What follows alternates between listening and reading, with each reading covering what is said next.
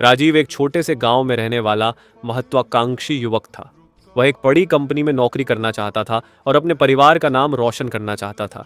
लेकिन उसकी सबसे बड़ी समस्या थी समय का सही उपयोग न कर पाना। वह दिन भर इधर उधर के कामों में उलझा रहता, कभी दोस्तों के साथ समय बर्बाद करता तो कभी सोशल मीडिया पर घंटों गुजार देता। पढ़ाई और करियर की तैयारी के लिए उसके पास समय ही नहीं बचता था। समस्या का एहसास एक दिन उसके दादाजी ने उसे पास बुलाया और एक पुरानी घड़ी दिखाते हुए कहा, बेटा, यह घड़ी चलती रहती है, इसे कोई नहीं रोक सकता। अगर तुम अपने समय का सही उपयोग नहीं करोगे तो यह समय तुम्हें पीछे छोड़ देगा। राजीव को दादाजी की यह बात दिल पर लग गई। उसने सोचा कि अगर वह अपने समय को सही से नहीं संभालेगा तो उसके सपने कभी पूरे नहीं हो पाएंगे। उसने अपनी दिनचर्या पर ध्यान देना शुरू किया और पाया कि वह बहुत समय फालतू की चीजों में गवा देता था। समय प्रबंधन की शुरुआत। राजीव ने अगले ही दिन से अपने समय का सही उपयोग करने की ठान ली। सबसे पहले उसने अपने दिन की एक समय सारणी टाइम टेबल बनाई।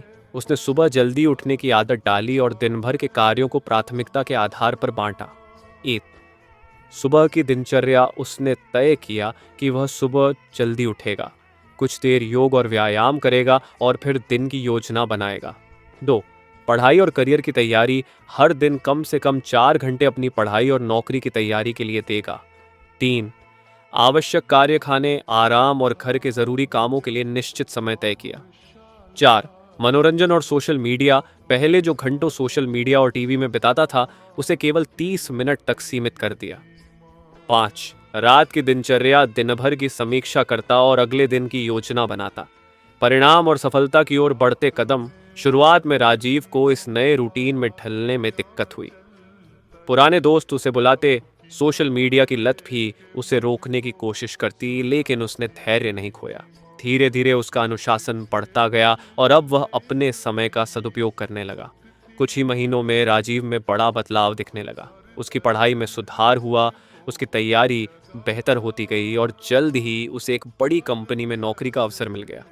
जब उसे नौकरी का ऑफर लेटर मिला तो सबसे पहले उसने अपने दादाजी के पास जाकर कहा, दादाजी, आपकी दी हुई सीख ने मेरी जिंदगी बदल दी। समय प्रबंधन के लाभ। राजीव की कहानी हमें सिखाती है कि सही समय प्रबंधन से सफलता पाना संभव है। अगर हम अपने समय को सही ढंग से बांटें और अनावश्यक चीजों में समय बर्बाद न करें तो कोई भी लक्ष्य असंभव नहीं है। निष्कर्ष, समय सबसे मूल्यवान संपत्ति है। यह न रुकेगा न वापस आएगा। जो व्यक्ति इसे सही ढंग से प्रबंधित करता है वही जीवन में सफलता प्राप्त करता है। जो समय की कद्र करता है, समय उसे कद्र देने से नहीं चूकता।